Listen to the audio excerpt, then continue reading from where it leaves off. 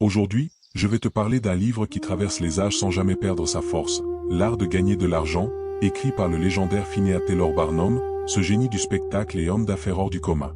Cet ouvrage, véritable trésor de sagesse, ne se contente pas de parler d'argent, il révèle les lois universelles de la réussite et les secrets intemporels de la prospérité. C'est un livre rare, lu et raconté par ceux qui ont compris que la richesse ne tombe pas du ciel. Parce qu'en vérité, devenir riche n'a rien à voir avec la chance. C'est une science. Une connaissance que chacun peut apprendre, maîtriser et appliquer pour transformer sa vie. Cette phrase capture à elle seule toute la vision de Barnum, un homme dont le nom brille encore dans l'histoire comme celui d'un maître absolu du spectacle et des affaires.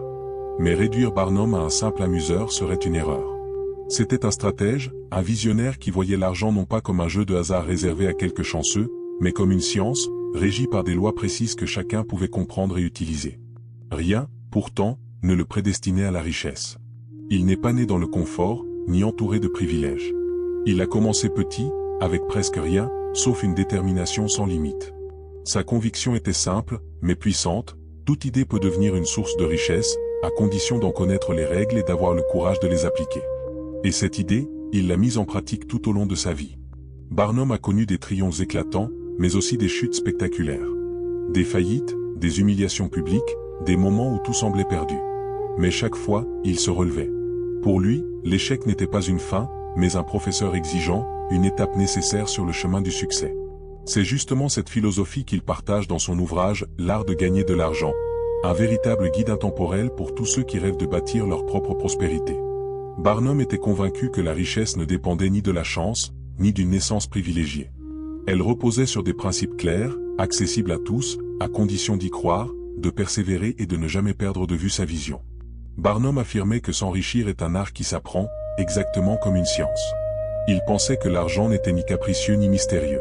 C'est une énergie neutre, disait-il, qui réagit à la manière dont on la traite. Celui qui le respecte, qui le comprend et l'emploie avec sagesse, finit toujours par en faire un allié. Mais celui qui le méprise, le gaspille ou le gère mal, le voit inévitablement s'éloigner. Et ce message, Barnum ne l'a pas écrit seulement pour son époque. Il nous parle encore aujourd'hui, peut-être même plus que jamais. Dans un monde où tout va vite, où la promesse d'une richesse facile séduit tant de gens pour mieux les décevoir, ces mots résonnent comme une vérité intemporelle, il n'y a pas de miracle. Pas de formule magique pour devenir riche du jour au lendemain. Mais il existe bel et bien des principes, des méthodes et surtout un état d'esprit à cultiver. C'est là le cœur de son enseignement. Avant de maîtriser l'argent, il faut apprendre à se maîtriser soi-même, ses pensées, ses habitudes, ses décisions. L'art de gagner de l'argent n'est donc pas simplement un livre sur la finance. C'est un manuel de vie, une philosophie pratique pour reprendre le contrôle de son destin économique. Barnum nous rappelle que peu importe d'où l'on vient, son passé ou son niveau d'études, chacun peut bâtir sa propre fortune, à condition de comprendre et de respecter les lois immuables de la réussite. Au fil de ces pages, il partage les vérités simples mais puissantes qui l'ont fait passer du statut d'homme ordinaire à celui d'icône de la réussite. Il nous enseigne la valeur de l'honnêteté, la force de la persévérance, la sagesse d'une gestion prudente, et surtout l'art de repérer les opportunités que les autres ne voient pas. Pour lui, la richesse n'est pas une course à l'accumulation.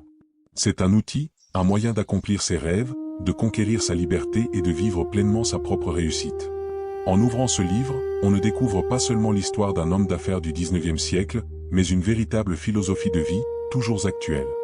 Barnum nous tend la main à travers le temps, pour nous rappeler que la fortune n'est pas un rêve inaccessible. Elle n'est pas réservée à quelques élus, mais naît de nos décisions, de notre discipline et de la clarté de notre vision. Son message est d'une simplicité désarmante. Adoptez ces principes, mettez-les en pratique avec régularité, et l'argent cessera d'être une source d'inquiétude. Il deviendra un outil, un moyen d'épanouissement, de liberté et de réussite. Et pour commencer ce voyage vers la véritable richesse, Barnum nous invite à explorer le premier pilier de toute réussite durable, l'intégrité. Barnum affirmait avec conviction qu'aucune réussite véritable ne peut durer sans un socle solide, l'honnêteté. Pour lui, l'intégrité n'était pas une qualité parmi d'autres, mais la pierre angulaire de toute fortune durable. Il croyait profondément que celui qui construit sa richesse sur le mensonge ou la tromperie finit toujours par voir son édifice s'effondrer. L'argent gagné dans la fraude peut donner l'illusion du succès, mais ce n'est qu'une illusion. Il s'accompagne tôt ou tard d'un prix à payer, la perte, la honte, ou cette réputation brisée qui colle à la peau. Les chemins faciles de la malhonnêteté mènent rarement loin. Barnum en parlait en connaissance de cause. Dans le monde des affaires, il avait vu bien des hommes gravir les sommets à toute vitesse grâce à des manœuvres douteuses, avant de disparaître dans le silence, ruinés, oubliés, effacés de l'histoire. Barnum observait une loi aussi simple qu'incontournable: tout ce qui est bâti sur le sable finit par s'écrouler. Un homme peut mentir une fois, tromper un client, manipuler une affaire ou abuser de la confiance d'un associé. Peut-être qu'il en tirera un gain immédiat, mais chaque mensonge, chaque trahison est une dette envers la vérité. Et tôt ou tard, la vérité réclame son dû. Et quand elle frappe, le prix à payer dépasse toujours ce que l'on a gagné. Pour Barnum, la réputation valait plus que l'or. Il disait qu'une fortune pouvait disparaître du jour au lendemain à cause d'un scandale, alors qu'une réputation irréprochable, elle, pouvait ouvrir toutes les portes. Dans les affaires comme dans la vie, l'intégrité est une monnaie invisible, mais d'une puissance inestimable. Quand un homme est connu pour sa droiture, pour sa parole tenue, pour sa loyauté, il attire naturellement la confiance. Et cette confiance devient son véritable capital, bien plus solide que n'importe quel compte en banque. Elle lui permet de trouver des investisseurs, de conclure des marchés, et d'obtenir de l'aide dans les moments difficiles. À l'inverse, celui dont le nom est entaché par la tromperie finit isolé, rejeté, incapable de rebondir. Car dans le monde des affaires, tout repose sur un seul pilier, la confiance. Quand tu achètes un produit, tu fais confiance au vendeur. Quand un associé investit dans ton projet, il te confie son argent, mais aussi une part de son avenir. Quand un client achète ton service, il croit à ta promesse. Et si cette confiance est trahie, le lien se brise et une fois brisé, il est presque impossible à réparer. Un homme qui a menti une fois restera toujours suspecté de recommencer. C'est pourquoi Barnum répétait qu'il vaut mieux perdre une opportunité que de mentir pour la saisir. Une perte financière peut se rattraper. Une perte de réputation, elle, peut te suivre toute une vie. Il racontait souvent l'histoire de ces hommes séduits par la cupidité. Certains gonflaient leurs prix, d'autres vendaient des produits médiocres en les faisant passer pour des merveilles, d'autres encore manipulaient leurs associés ou détournaient des fonds. Tous avaient connu une ascension rapide, car la ruse et le mensonge peuvent, un temps, faire grimper haut, mais cette ascension se termine presque toujours par une chute brutale. Les clients trompés finissent par partir, les associés trahis réclament justice, et la société peut parfois pardonner l'incompétence, mais jamais la trahison. Face à eux, Barnum montrait l'exemple de ceux qui choisissaient un autre chemin, celui de l'intégrité. Certes, leur progression était plus lente, parfois difficile, mais elle reposait sur des fondations solides. Et pas à pas, avec honnêteté et persévérance, ces hommes bâtissaient non seulement leur fortune, mais surtout un nom que rien ne pouvait ébranler. Avec le temps, leur fortune grandissait, mais leur richesse morale grandissait encore plus. On les respectait, on les admirait, on leur confiait sans hésiter des projets ambitieux et des sommes considérables. Ils pouvaient connaître des erreurs, traverser des pertes, mais jamais ils ne perdaient l'essentiel, la confiance. Et dans le monde des affaires, cette confiance vaut bien plus que n'importe quel trésor. Barnum répétait souvent une vérité simple mais puissante: l'intégrité est une semence. Chaque acte honnête, chaque promesse tenue, chaque contrat respecté, chaque client satisfait, est une graine plantée dans le sol du temps. Et ces graines, nourries par la constance et la droiture, finissent toujours par donner une moisson abondante de respect, d'estime et de prospérité. C'est de cette moisson que naît la véritable richesse. Mais attention, l'inverse est tout aussi vrai. Chaque mensonge, chaque trahison, chaque fraude est aussi une graine de poison, qui finit par détruire celui qui l'a semée.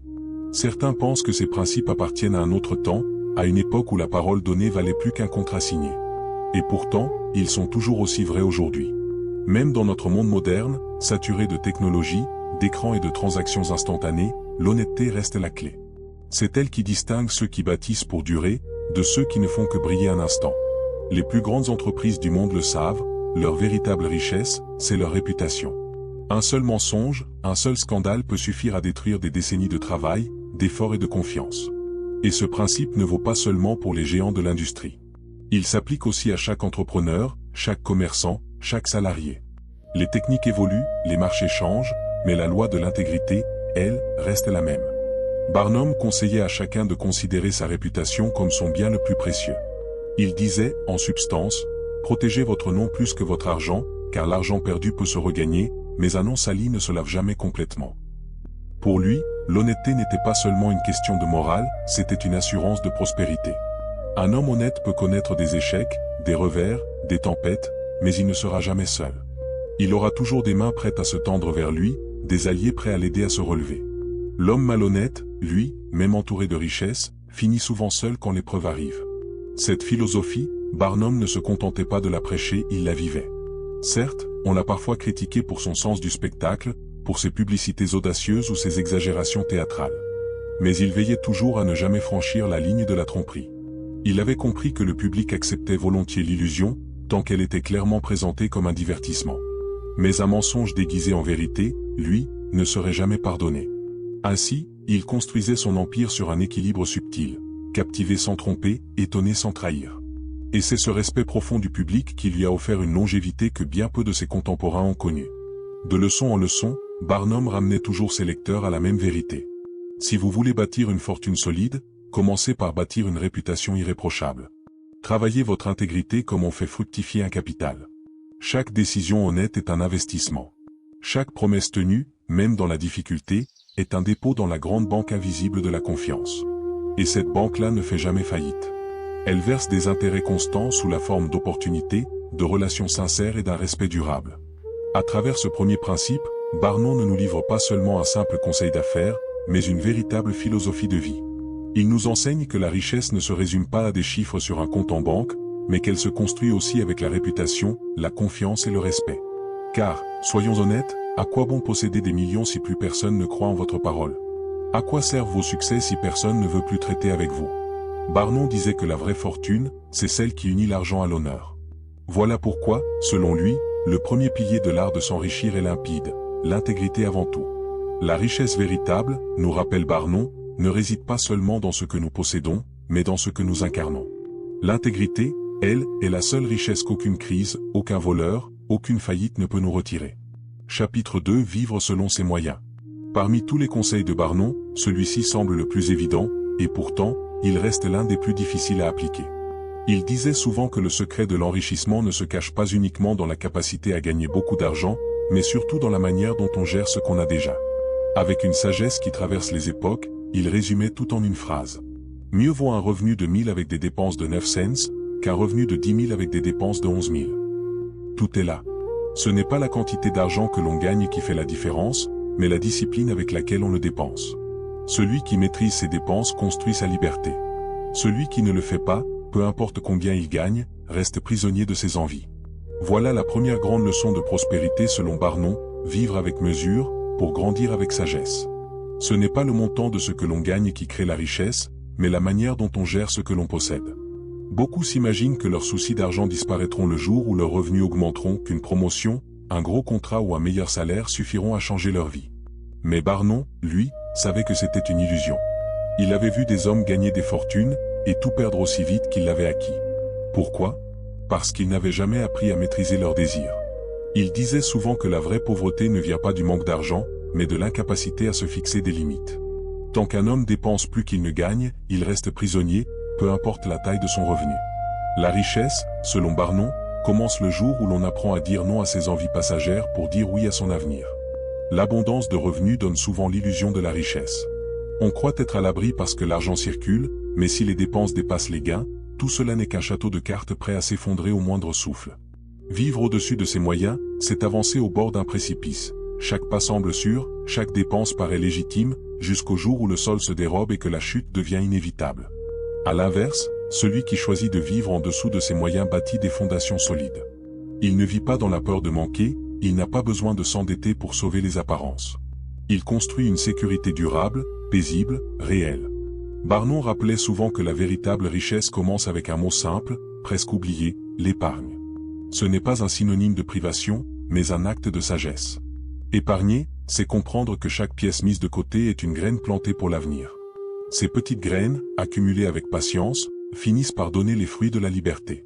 Une somme épargnée, aussi modeste soit-elle, peut devenir un levier, le capital qui permet d'investir, de créer, ou de saisir une opportunité au bon moment. À l'inverse, celui qui n'a jamais appris à garder une réserve reste dépendant des autres, prisonnier de ses dettes et de ses désirs, toujours inquiet du lendemain. Ce principe est universel, la discipline financière forge le caractère. Vivre selon ses moyens, c'est apprendre à résister à l'envie, à différer le plaisir immédiat pour un gain plus grand demain. C'est comme l'entraînement physique. Au début, l'effort est difficile, parfois douloureux, mais avec le temps, il devient source de force et de liberté.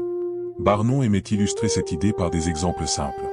Il disait qu'un homme modeste, gagnant 1000 € par mois mais sachant économiser, finit souvent plus serein qu'un autre qui en gagne 10 fois plus, mais qui dépense sans limite. L'un dort tranquille, avec une petite réserve de côté. L'autre vit dans le luxe, mais avec des dettes et la peur constante de ne plus pouvoir suivre.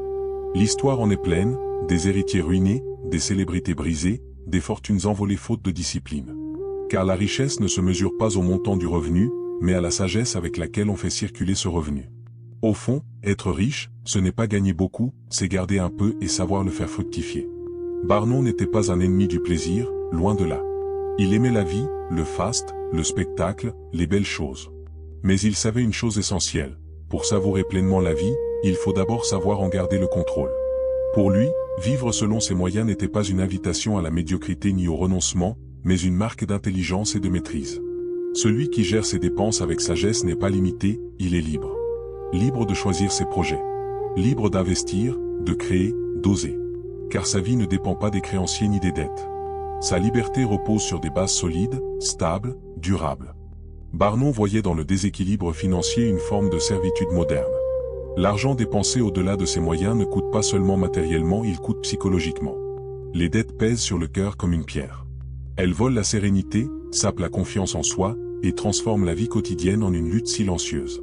Chaque facture impayée devient une ombre dans l'esprit. Chaque appel d'un créancier, une angoisse. Et souvent, disait-il, ce sont ces tensions financières qui font éclater les couples, brisent les amitiés ou détruisent la paix intérieure. Apprendre à vivre selon ses moyens, c'est donc bien plus qu'une question d'argent. C'est une manière de protéger sa tranquillité, d'honorer ses relations et de bâtir une vie équilibrée. Mais par où commencer ? Barnon conseillait avant tout la vigilance. Il faut observer, noter, comprendre. Savoir où va chaque pièce, chaque billet, chaque dépense. Car souvent, ce ne sont pas les grandes dépenses qui ruinent, mais les petites fuites invisibles du quotidien, ces achats impulsifs, ces plaisirs éphémères, ces petits riens qui, mis bout à bout, finissent par vider nos poches. Pour lui, maîtriser ses finances, c'était un article. Un art de lucidité, de discipline et de liberté. Des achats impulsifs, des plaisirs qui ne durent pas, des habitudes qui vident lentement la bourse. Voilà les petites fuites invisibles qui engloutissent tant de revenus. Barnon disait que la première étape vers la vraie maîtrise financière, c'est d'en prendre conscience. Ensuite, il conseillait un geste simple mais puissant. Mettre de côté une partie de ses revenus, même infime, avant de dépenser quoi que ce soit. Ce réflexe, répété jour après jour, change profondément la manière de penser. On cesse de vivre dans l'urgence du présent pour commencer à bâtir son avenir. Mais Barnon voyait plus loin encore. Pour lui, vivre selon ses moyens, ce n'était pas seulement une affaire de chiffres, c'était avant tout un état d'esprit. Celui qui cherche à briller, à prouver sa valeur à travers des signes extérieurs de richesse, s'enferme dans une course sans fin. À l'inverse, celui qui comprend que la vraie dignité vient de la liberté et non de l'apparence trouve une force intérieure que rien ne peut ébranler. Et il faut du courage pour cela. Dans un monde où tout pousse à la comparaison, choisir la simplicité, refuser les pièges du paraître, demande une vraie force de caractère. Mais cette force, une fois acquise, ouvre la porte à la prospérité véritable. Car vivre selon ses moyens, ce n'est pas vivre petit. C'est créer un excédent, un surplus qui devient une arme. Cet excédent, on peut l'investir, le faire fructifier, le transformer en opportunité. C'est ainsi que naissent les fortunes durables, non pas par hasard, ni par coup de chance, mais grâce à une suite de choix sages, patients et disciplinés. En fin de compte, vivre selon ses moyens, ce n'est pas seulement une règle de gestion, c'est une véritable philosophie de vie. C'est le choix conscient de reprendre le contrôle de son destin, de refuser les mirages de la dépense sans limite et de placer la liberté bien au-dessus de l'apparence. Barnon nous enseigne que la richesse ne se mesure pas à ce que l'on gagne, mais à ce que l'on parvient à conserver. C'est cette réserve, cette stabilité, qui devient le tremplin des grandes opportunités de demain. Celui qui comprend cela détient déjà une forme de fortune, même si elle ne se traduit pas encore en chiffres sur un compte. Car la paix intérieure, la sérénité face à l'avenir et l'indépendance financière valent bien plus que tout l'or accumulé par ceux qui restent prisonniers de leurs désirs. Et c'est sur cette base solide que repose le troisième pilier de la réussite selon Barnon, le travail acharné et la persévérance. Pour Barnon, le chemin vers la richesse ne passe ni par la chance, ni par les paris risqués, encore moins par les promesses de fortune instantanée. Il repose sur une base bien plus solide, le travail acharné et la persévérance. Ce principe, simple en apparence, est pourtant l'un des plus négligés par ceux qui rêvent de succès facile. Déjà à son époque, Barnon voyait autour de lui des gens séduits par les mirages du gain rapide, des entreprises douteuses, des paris financiers, des spéculations hasardeuses. Et il le disait sans détour, ces raccourcis ne mènent qu'à la ruine. Seule la constance dans l'effort construit une richesse durable. Pour lui, le travail n'était pas une contrainte, mais une école de caractère.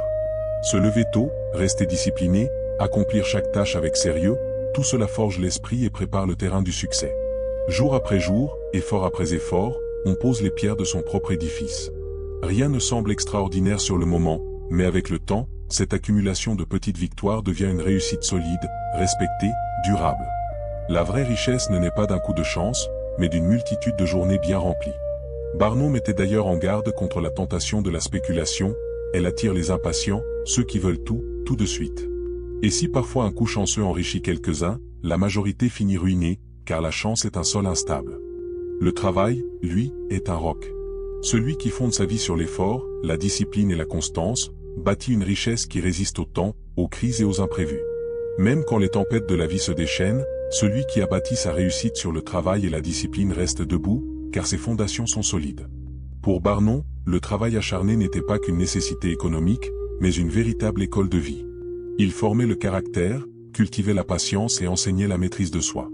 Barnum admirait profondément ceux qui se levaient tôt, affrontaient la fatigue et persistaient malgré les obstacles. Il savait que la prospérité ne sourit pas à ceux qui abandonnent à la première difficulté, mais à ceux qui avancent, coûte que coûte, jusqu'au bout. L'homme qui baisse les bras devant l'épreuve devient esclave des circonstances. Mais celui qui voit dans chaque défi une étape vers un but plus grand découvre, dans le travail, une source de dignité et de confiance en soi. Dans la philosophie de Barnum, une vérité demeure. Le travail constant, répété jour après jour, accumule peu à peu les ressources qui finissent par former un véritable océan. La richesse n'est pas une explosion soudaine, mais une lente montée, presque imperceptible. Chaque effort compte, même le plus petit.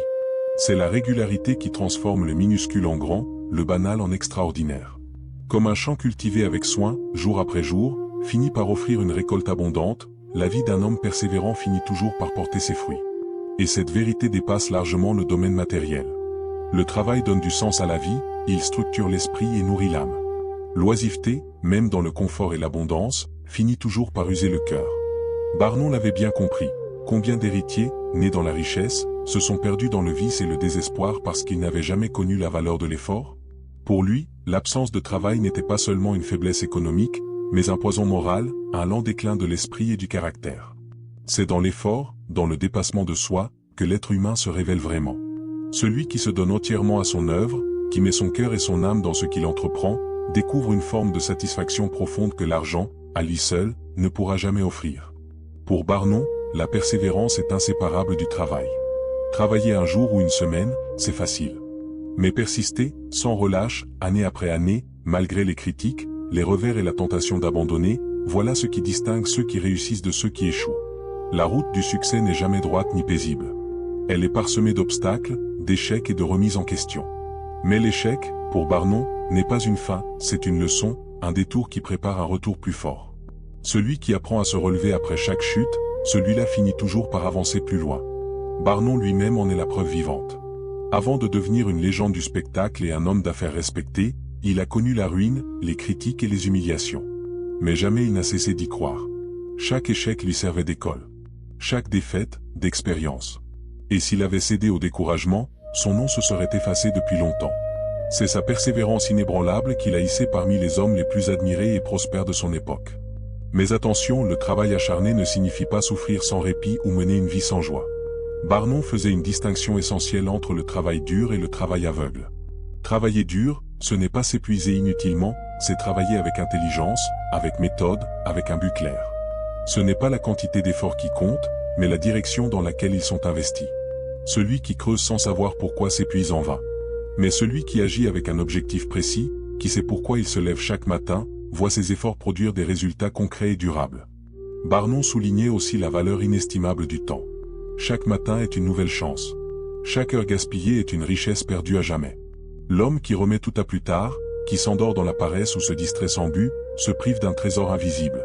Le temps, ce capital que l'on ne récupère jamais. Celui qui sait l'investir avec rigueur et constance finit toujours par récolter au-delà de ses espérances. Et pourtant, hier comme aujourd'hui, beaucoup fuient l'effort. Ils rêvent de raccourcis, de succès immédiats, de richesses faciles. Mais ces mirages se terminent presque toujours en désillusion. Le vrai succès demande de la ténacité. Il exige de continuer quand tout semble perdu, de travailler pendant que les autres se reposent, de croire encore quand plus personne n'y croit. C'est cette endurance, cette foi inébranlable, qui finit par ouvrir les portes de la prospérité. Barnon voyait enfin dans le travail acharné une dimension morale. Celui qui travaille dur n'élève pas seulement sa propre vie, il élève aussi celle des autres.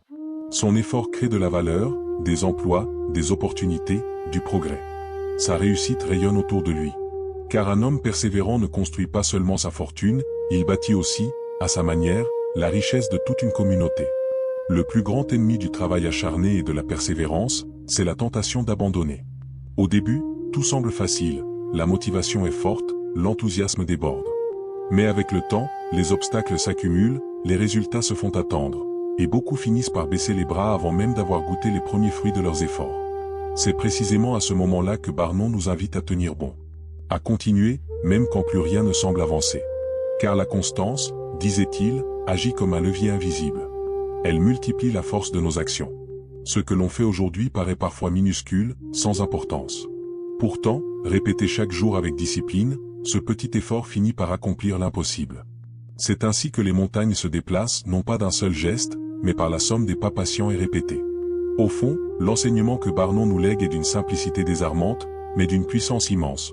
La véritable richesse naît du travail constant, du courage de se lever chaque matin, de la détermination à accomplir ses devoirs, même quand personne ne regarde. Ce n'est pas un chemin spectaculaire. Ce n'est pas la voie la plus rapide. Mais c'est la seule qui soit sûre. Ceux qui la suivent bâtissent une prospérité solide, durable, fondée sur l'effort et la discipline. Ceux qui cherchent à l'éviter, en espérant des raccourcis ou des miracles, finissent presque toujours déçus. Le travail acharné et la persévérance ne sont pas seulement des moyens d'obtenir de l'argent, ce sont des vertus qui transforment la vie tout entière. Elles forgent le caractère, développent la force intérieure, et donnent le pouvoir de créer, de bâtir, d'inspirer. La réussite matérielle n'est, au fond, que le reflet extérieur d'une victoire intérieure. Et c'est cette discipline, cultivée jour après jour, qui trace le chemin des destins exceptionnels. Si ce message vous a touché, s'il vous a rappelé une vérité essentielle ou vous a donné une bouffée d'énergie, alors ne gardez pas cette lumière pour vous. Abonnez-vous à Livre Sacré pour ne manquer aucun enseignement inspirant, et surtout, engagez-vous dès maintenant envers vous-même.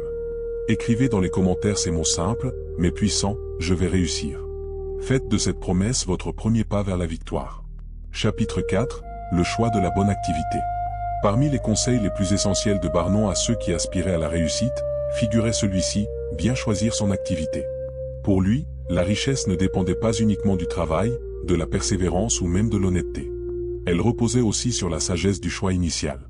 Car, disait-il, aucun effort, aussi grand soit-il, ne peut porter pleinement ses fruits si l'on s'acharne dans un domaine qui ne correspond ni à nos compétences, ni à notre compréhension, ni aux besoins réels du marché. L'un des plus grands secrets de la réussite, selon Barnon, réside dans le choix réfléchi de son champ d'action. Il ne suffit pas de travailler dur, encore faut-il savoir où investir son énergie. Barnon insistait, il faut se lancer dans un métier ou un commerce que l'on comprend réellement. C'est cette connaissance intime de son domaine qui fait toute la différence entre l'homme prudent et l'aventurier. Trop souvent, des gens attirés par la promesse d'un profit rapide se précipitent dans des affaires qu'ils ne maîtrisent pas. Ils voient briller l'appât du gain, mais ne prennent pas le temps d'en étudier les rouages, les exigences et les risques. Résultat, beaucoup se ruinent avant même d'avoir compris pourquoi. Barnon voyait dans la précipitation l'une des plus grandes fautes.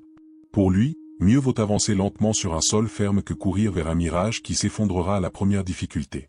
Le choix d'une bonne activité commence par la spécialisation. On ne peut pas exceller dans tout. Celui qui s'éparpille finit souvent par se perdre. Barnon recommandait donc de se concentrer sur un seul domaine et d'y développer une expertise solide. Car la spécialisation crée la valeur. Elle fait de vous un véritable maître dans votre article. L'homme qui comprend les moindres détails de son métier, qui connaît les besoins de ses clients et les lois de son marché, possède une avance considérable sur ceux qui se contentent d'une vision superficielle. La richesse durable, disait-il, appartient à ceux qui connaissent leur terrain mieux que quiconque, qui savent anticiper ses évolutions et s'y adapter avec intelligence. Mais cette spécialisation ne doit pas être choisie au hasard. Elle doit naître d'une véritable connaissance de soi. Barnon invitait chacun à se poser ces questions simples mais essentielles. Qu'est-ce que je comprends vraiment? Quelles sont mes forces naturelles? Quel talent puis-je développer au service d'un métier ou d'un commerce? Car choisir une activité uniquement pour l'argent, sans passion ni compétence, conduit presque toujours à la déception. L'argent vient à celui qui crée de la valeur, et cette valeur naît de la rencontre entre le travail, le talent et l'expérience. Barnon insistait aussi sur l'importance de connaître son terrain. On ne peut pas réussir dans un domaine qu'on ne comprend pas. Avant de lancer ses spectacles et ses musées, il avait étudié son public avec attention. leurs désirs, leurs curiosités, leurs émotions. Il savait ce qui captivait les foules, ce qui les faisait rêver, et ce qui les poussait à revenir.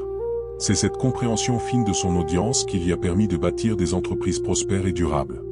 De la même façon, dans le commerce ou dans l'industrie, celui qui ignore les besoins de ses clients, les cycles du marché ou les nouvelles tendances s'expose à l'échec. La réussite, elle, sourit à celui qui perçoit les lois invisibles qui gouvernent son domaine. Enfin, Barnum mettait en garde contre la tentation du coup rapide. Beaucoup rêvent de s'enrichir sans effort, de profiter d'une opportunité soudaine, d'un hasard chanceux. Mais pour lui, c'est l'un des plus grands pièges qui soit. Car les fortunes construites sur le hasard s'écroulent aussi vite qu'elles se lèvent, tandis que celles bâties sur la connaissance, la patience et la persévérance résistent au temps et aux épreuves. Les coups rapides, disait Barnum, sont comme des feux de paille, ils brillent fort, mais ne durent jamais. Ils séduisent par leur éclat immédiat, puis disparaissent, ne laissant derrière eux que des cendres et des regrets. Celui qui fonde sa fortune sur de telles illusions finit presque toujours par tout perdre. La vraie richesse, elle, se bâtit lentement, patiemment, sur des bases solides et durables. Cela demande de la discipline, de la patience, et surtout la force de résister à l'impatience du gain facile. Choisir la bonne activité, c'est accepter de construire sur du roc, pas sur du sable. Cela signifie prendre le temps d'examiner les options qui s'offrent à soi, d'évaluer les risques, de mesurer les avantages et de prendre une décision éclairée.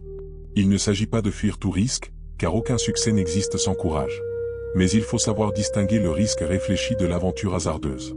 Mieux vaut une entreprise modeste mais stable, où le travail, l'intelligence et la persévérance peuvent porter des fruits durables, qu'un pari audacieux bâti sur le hasard. Barnum insistait aussi sur un point essentiel, la réputation. Elle est le cœur du succès, le véritable capital d'un homme d'affaires. Et cette réputation commence dès le choix de l'activité. Celui qui s'engage dans des affaires douteuses, qui vend du mensonge ou promet plus qu'il ne peut offrir, finit toujours par perdre la confiance du public. Or, la confiance, une fois perdue, ne se rachète pas. À l'inverse, celui qui bâtit son activité sur l'honnêteté, la qualité et la transparence finit par créer une marque de respect. Et ce respect devient, à long terme, la plus précieuse des richesses. Barnum rappelait aussi que le bon choix n'est pas forcément le plus spectaculaire.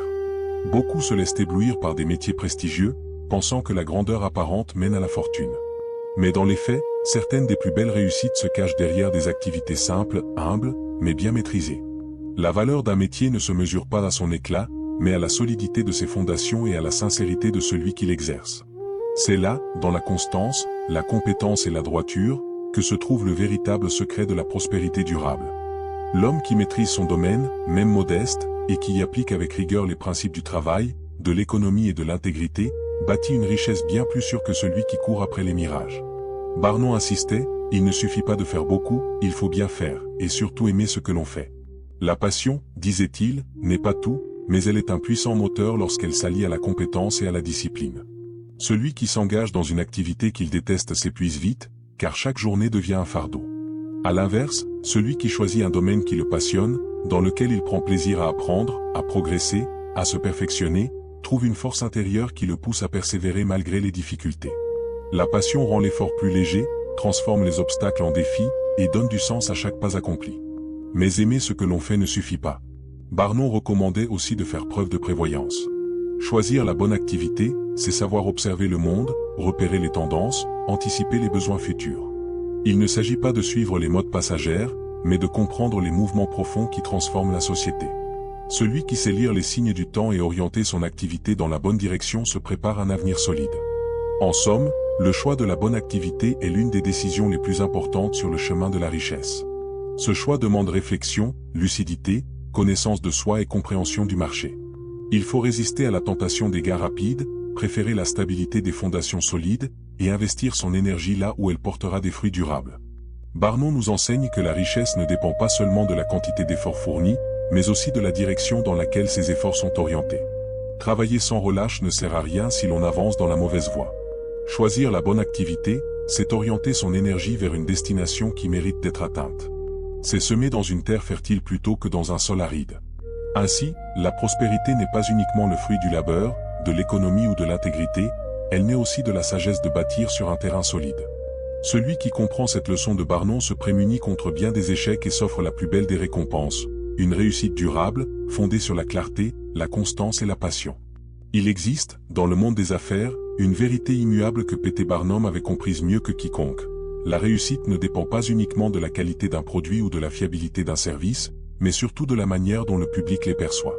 On peut posséder le meilleur des talents, offrir la solution la plus ingénieuse ou vendre l'objet le plus utile, si personne ne le sait, tout cela reste invisible, inutile, oublié. Barnum, surnommé le maître du spectacle, n'a pas bâti sa fortune seulement grâce à son sens du commerce. Il a bâti sa légende grâce à sa compréhension profonde de l'âme humaine et de l'importance de l'attention. Dans un monde bruyant et concurrentiel, disait-il, celui qui ne se fait pas remarquer n'existe pas. Son credo était clair. Faites-vous connaître, car dans le silence, même les meilleures idées meurent. Pour Barnum, la publicité n'était pas un luxe, mais une nécessité vitale. Trop de personnes, encore aujourd'hui, pensent qu'un bon produit finira bien par se faire connaître tout seul. C'est une illusion dangereuse. Rien ne se vend sans visibilité. La publicité, selon Barnum, est l'art d'attirer le regard du public, de semer dans son esprit une graine d'intérêt, de curiosité, voire d'admiration. Mais il ne s'agissait pas, pour lui, de dépenser sans réfléchir. Barnum voyait la publicité comme une arme puissante, qu'il fallait manier avec stratégie et intelligence. Chaque mot, chaque image, chaque action devait servir un but précis, frapper l'imagination. Il considérait l'argent investi dans la publicité non comme une dépense, mais comme un investissement à rendement différé, une graine qui, une fois plantée dans l'esprit du public, finit par donner des fruits. Un homme ou une entreprise qui reste dans l'ombre, sans chercher à se faire connaître, disait-il, risque de disparaître dans l'indifférence, quelle que soit la qualité de ce qu'il propose. La visibilité est la condition de la survie. Barnum savait provoquer cette attention. Parfois avec audace, parfois avec humour, mais toujours avec une idée en tête, susciter la curiosité. Il avait compris que les gens ne se déplacent pas seulement pour acheter, mais pour ressentir, pour rêver, pour être surpris. Il transformait la moindre annonce en promesse d'émotion. Sa force ne résidait pas seulement dans sa capacité à vendre, mais à raconter une histoire autour de ce qu'il offrait. Il ne se contentait pas de présenter un produit ou un spectacle, il leur donnait une âme.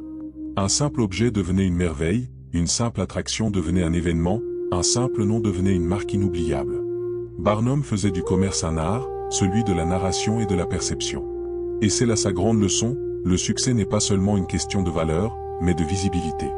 Celui qui comprend cette vérité et apprend à se faire connaître avec intelligence, honnêteté et créativité, possède déjà la moitié du chemin vers la réussite. Son approche reposait sur une idée simple mais puissante. Un homme d'affaires doit faire en sorte que son nom, son activité et sa valeur soient connus du plus grand nombre. La réussite, disait Barnum, ne se cache pas, elle se montre, elle s'affirme, elle attire.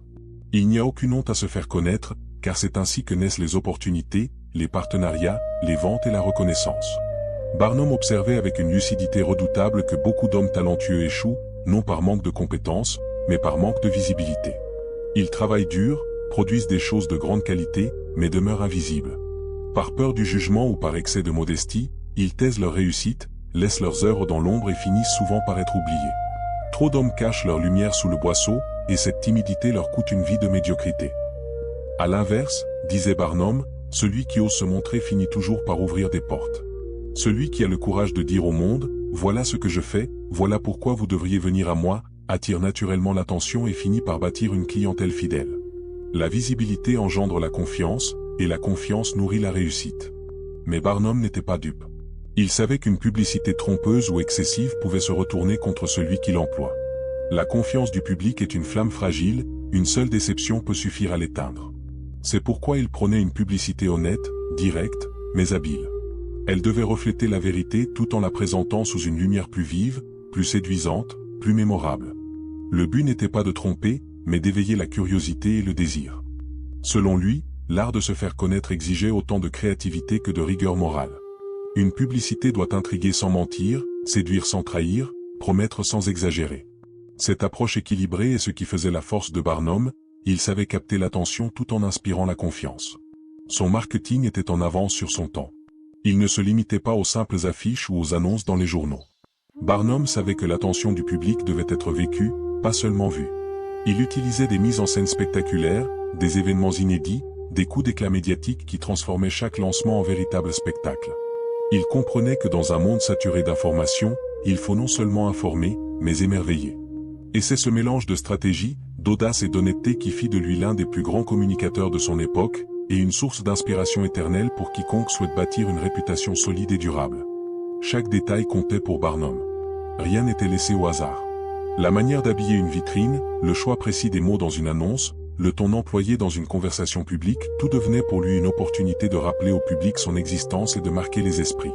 Là où d'autres voyaient des gestes anodins, Barnum voyait une scène, un message, une chance d'impressionner. Il avait compris une vérité fondamentale. Le public est naturellement attiré par ce qui brise la routine. L'étonnement, la surprise, l'originalité, voilà les clés qui éveillent la curiosité et captivent l'attention. Là résidait tout son génie, transformer l'ordinaire en extraordinaire. Et cette leçon reste d'une actualité brûlante. Dans un monde saturé d'images, de notifications et de publicités, se faire remarquer est devenu un article. Celui qui croit encore que son talent ou son produit parlera de lui-même se trompe profondément, il sera noyé dans la masse. Le silence, disait Barnum, est le plus sûr ennemi du succès. À l'inverse, celui qui investit intelligemment dans la promotion, qui sait choisir les bons canaux, créer une image forte et cohérente, finit toujours par bâtir une réputation solide. Et cette réputation devient alors le plus précieux des capitaux. Mais Barnum mettait en garde contre une erreur fréquente, la publicité ponctuelle. Faire parler de soi une fois ne suffit pas. L'attention du public est volatile. Ce qui n'est pas répété s'oublie. Il faut entretenir la visibilité comme on arrose une plante. Un rappel régulier, une présence constante, un message cohérent, c'est ainsi qu'une marque s'ancre dans la mémoire collective. Quand un nom revient souvent, sous différentes formes, il devient familier. Et ce qui est familier finit par inspirer confiance, la première étape de toute relation durable avec le public.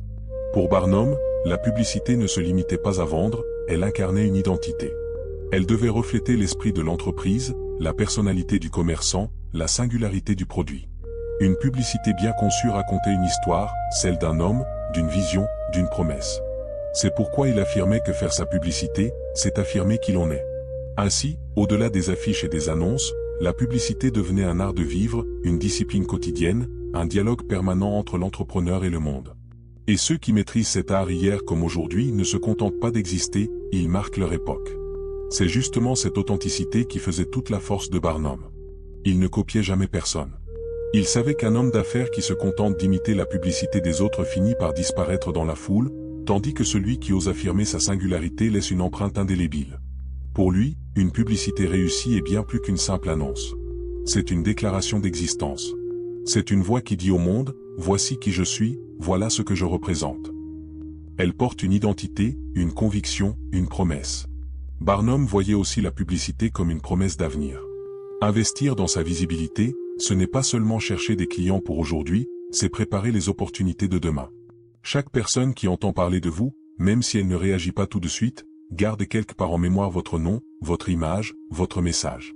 Et un jour, au moment opportun, cette graine germe. C'est pourquoi Barnum répétait souvent que la publicité intelligente est une forme de capital invisible. On ne la voit pas immédiatement, mais elle finit toujours par produire des fruits concrets.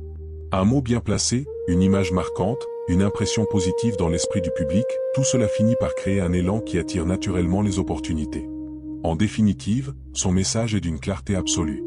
La richesse ne se construit pas seulement sur le talent, le travail ou même l'intégrité, elle se bâtit aussi sur la visibilité.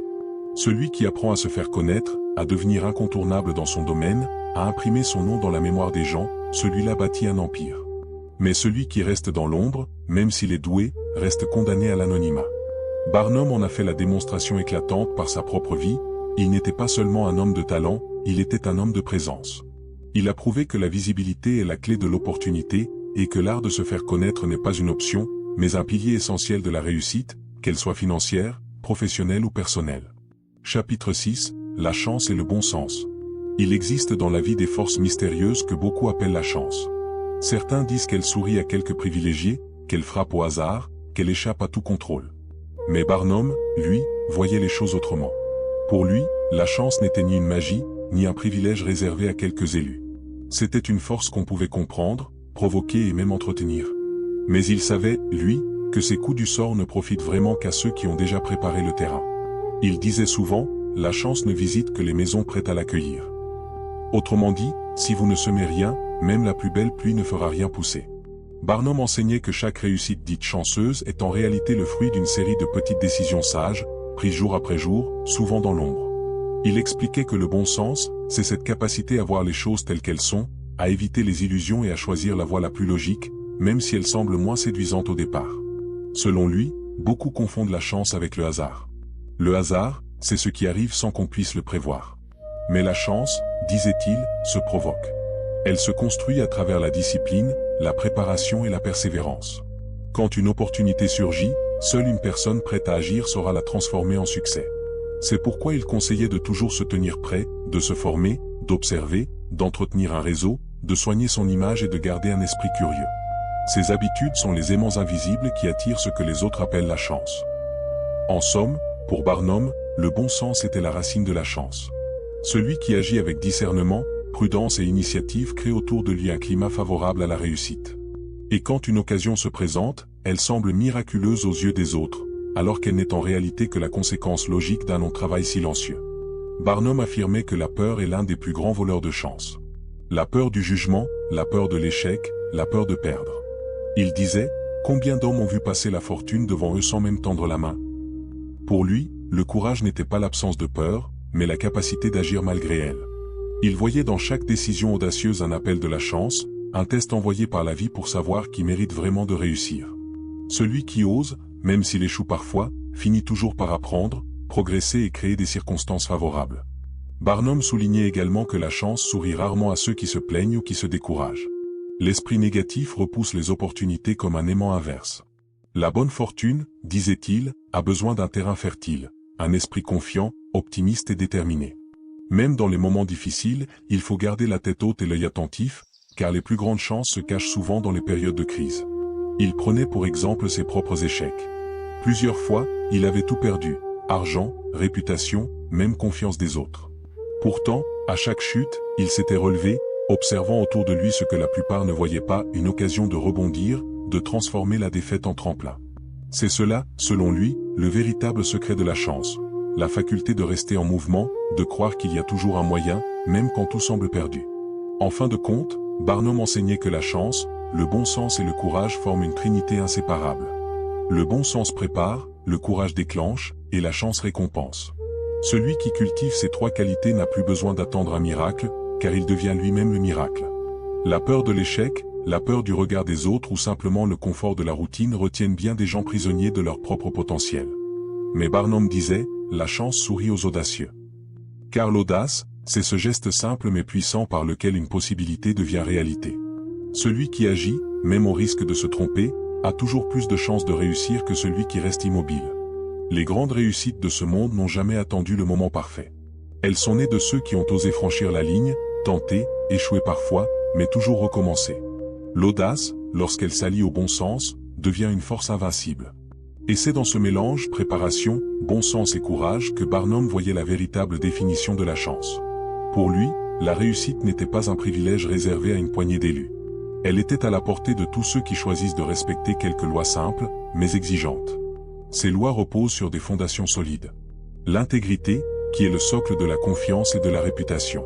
La modération, dans les dépenses et la gestion de ses finances. Le travail constant, discipliné et persévérant. La maîtrise, en choisissant une activité que l'on comprend et que l'on aime. La visibilité, l'art de se faire connaître et de bâtir une image forte. Et enfin, le bon sens, cette sagesse pratique qui permet de reconnaître les vraies opportunités et d'éviter les illusions destructrices. Lorsqu'on réunit ces principes, on découvre qu'il n'y a aucun mystère autour de l'art de gagner de l'argent. Ce n'est ni une science cachée, ni un privilège transmis par héritage. C'est une discipline, une manière de vivre que chacun peut apprendre et appliquer. Bien sûr, elle demande de la patience, car les résultats ne viennent pas en un jour. Elle exige du courage, car il faut souvent aller à contre-courant d'une société qui glorifie les gains faciles et la dépense immédiate. Et surtout, elle requiert de la constance, car c'est dans la répétition quotidienne des bons gestes que naît la véritable richesse. Mais cette voie reste ouverte à tous, sans distinction. La conclusion de Barnum est à la fois simple et puissante. La richesse n'est pas seulement une question d'argent. C'est une question de liberté, de tranquillité et d'accomplissement personnel. Celui qui vit selon ces principes n'amasse pas seulement des biens matériels. Il bâtit une vie solide, respectée et pleine de sens. L'art de gagner de l'argent devient alors l'art de bâtir un destin, de laisser une empreinte et d'apporter quelque chose d'unique au monde. Ainsi, son message résonne avec une clarté intemporelle. L'art de gagner de l'argent n'est pas un secret réservé à une élite. C'est une discipline universelle fondée sur des valeurs simples, intégrité, épargne, travail, discipline, visibilité et bon sens.